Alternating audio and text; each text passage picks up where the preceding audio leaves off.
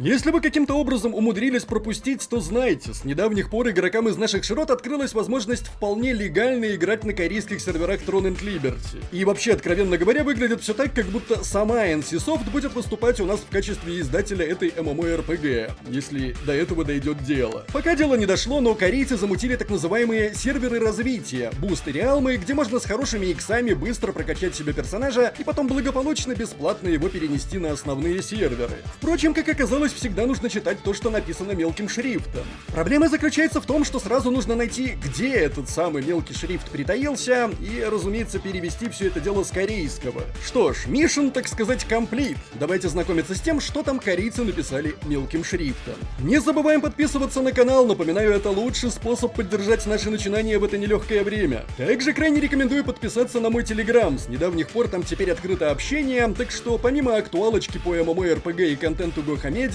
мы теперь еще и во все общаемся. Меня зовут Мадлер, это портал Goha.ru, и мы начинаем. Keys for Gamers — это инновационная площадка для геймеров, которая отличается широким ассортиментом продукции и конкурентоспособными ценами. Здесь вы сможете приобрести как незабвенную классику, так и новые релизы на выгодных для себя условиях. И когда я говорю про выгодные условия, это никакая не шутка. По нашему промокоду Goha вы получите вкусную 20% скидку. Уверяю, дешевле придется еще поискать и вряд ли найдете.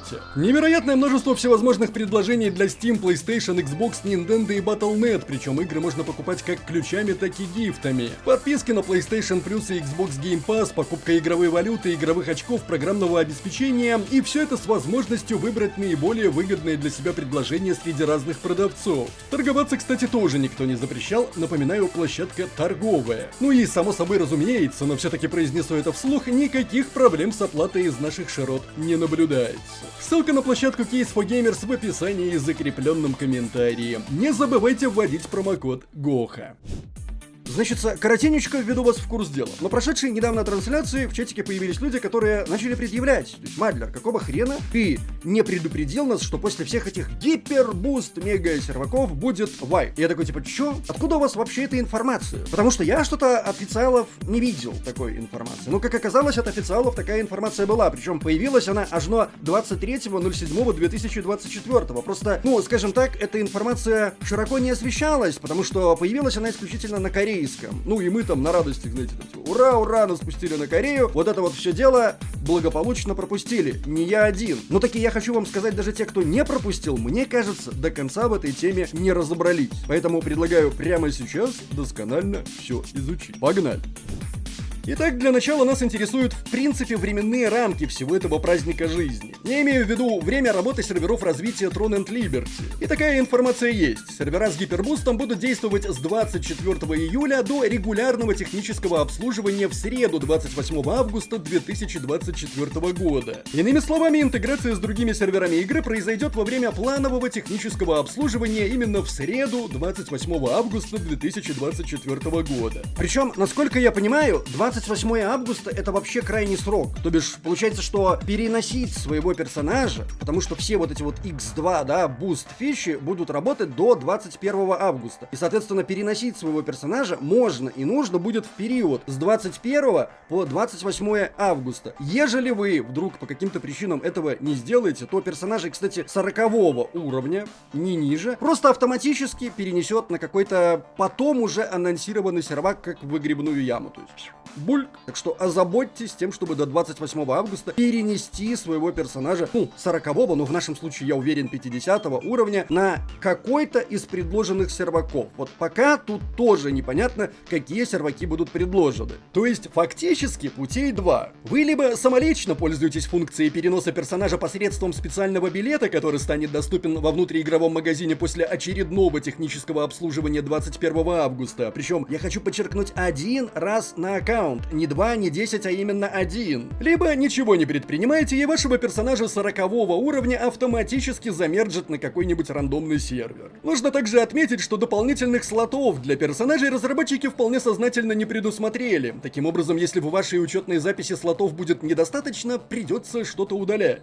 Персонажи с буст-серверов, не достигшие 40-го уровня, будут удалены во время объединения. Насколько я себе это все объяснил, то есть вот на этих гипербуст-серваках выдавалось 3 возможных слота под персонажей. То есть фактически можно было прокачать себе 3 персонажа, и если они будут выше 40 уровня, их сможет перенести куда-то там на основу, ну то есть на предложенные серваки. Но если при этом у вас 3 основных вот этих вот слота уже забиты какими-то другими персонажами, которые и так прокачаны на основе, то перенести не получится. Или получится только на свободные слоты. Таким образом, получается, что если я такой, знаете, немножечко задрот, прокачал себе 3 персонажа 50 уровня на буст в серваках, то одного я посредством вот этого билета куда-то переношу при наличии свободных слотов, да, вот основных свободных слотов, а 2 остальных, ну, я так полагаю, их вот в каком-то рандомном порядке тоже куда-то законнектят на какие-то другие серваки, опять же, при наличии свободных слотов. Ну, если вы не играли до этого на Корее, то таких свободных слотов у вас будет тоже 3. Немножечко мутненько, понимаю, но этот момент, если честно, мне самому не до конца понять. Я его себе объясняю как-то так, вы свое объяснение можете предложить в комментариях.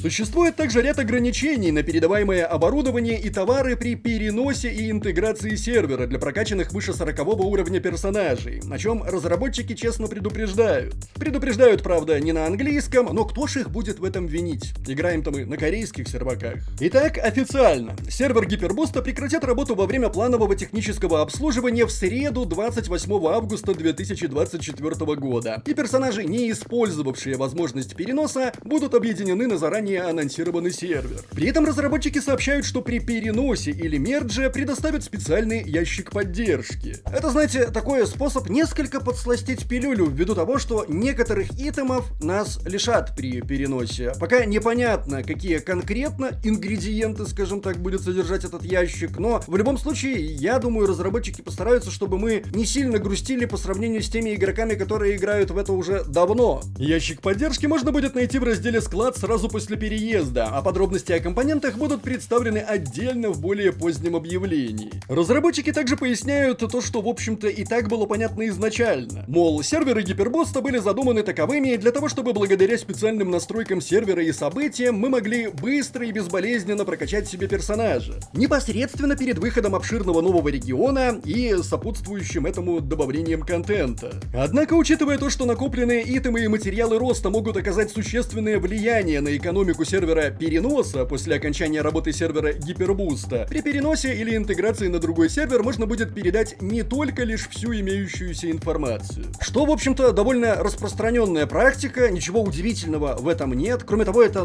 тупо логично. И да, сюрприз-сюрприз, разумеется, ни о каком вайпе речи не идет. Давайте разбираться, что нам оставят, а что заберут. Итак, оставят весь прогресс нашего персонажа, как то имя, уровень, навыки, специализации, владение оружием, достижения и все прочее в виде стражей, трансформаций, амитоев, костюмок, внешек оружия и иже с ними. Также при нас останется информация о всем выполненном контенте, кодекс, башни и бла-бла-бла. Далее то, что переводчик перевел как очки использования контента. Я так понимаю, речь идет в основном о различных жетонах для допуска к тому или иному контенту, типа абиса или контрактов. Разумеется, с нами останется также весь наш гирскор, то бишь имеется в виду весь наш нафармленный шмот. Здесь важное уточнение, имеется в виду действительно весь нафармленный шмот, но с той лишь поправочкой, что это не будет шмот в виде ящиков, да, то есть вот как непосредственно к нам попадает экипировка, оружие, неважно, бижутерия, то есть ящик вот этот, он должен быть открыт, и мы должны уже оттуда что-то забрать, чтобы, собственно, использовать. Поэтому вот такие вот все ящички должны быть нами оприходованы до, собственно, вышеобозначенного события. Иначе они просто будут восприниматься как какая-то рандомная вещь в инвентаре и, разумеется, пропадут. Кроме прочего, при нас останутся как люценты, донатная валюта, которую, тем не менее, можно получить внутриигровыми способами, так и прочие монеты. Да-да, саланты, монеты украшений, монеты гильдии, монеты восстановления, мистические ключи, все это останется в нашем полном распоряжении. Что же в таком случае заберут?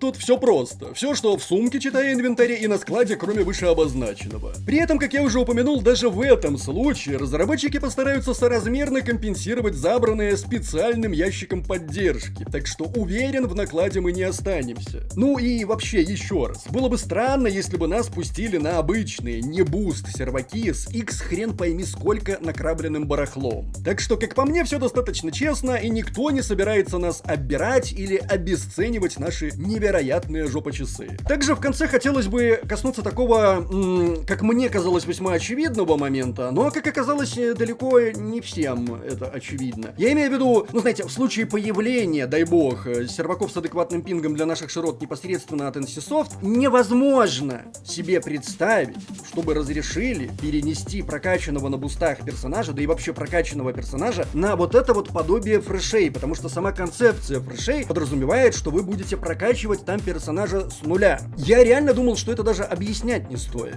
Поэтому в случае, если, и я очень сильно надеюсь, даже не если, а когда появятся вот эти вот серваки с адекватным пингом от NCSoft для наших широт, я с превеликим удовольствием пойду и прокачаю себе там персонажа с нуля. Но в то же самое время мне никак не помешают вот эти вот на халяву отхваченные персонажи для корейских серваков. Я в каком-то из предыдущих роликов говорил об этом прям так, то есть, ну, если вы хотите вот не втерпёшь, вам хотите познакомиться с игрой, прокачать себе персонажа на халяву, попробовать, может быть, разные виды оружия, пощупать контент, то вот эти вот буст-серваки это для вас. Но в то же самое время, может быть, вам стоит подождать, когда появится какая-то ясность в вопросе появления или не появления серваков с адекватным пингом от NCSoft. И вот уже тогда вы поймете, играть вам или не играть.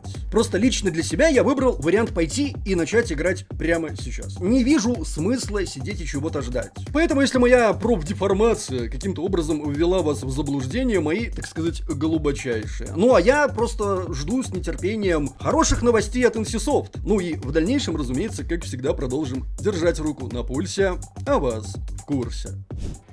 Не забываем, как всегда, традиционно поставить лайк или дизлайк этому видео, поделиться им с друзьями, оставлять свои комментарии, прожать колокол, чтобы быть в курсе выхода нового контента, и подписаться на нас везде, если еще не подписаны. С вами был Мадлер, это портал Go.ru. Еще услышимся.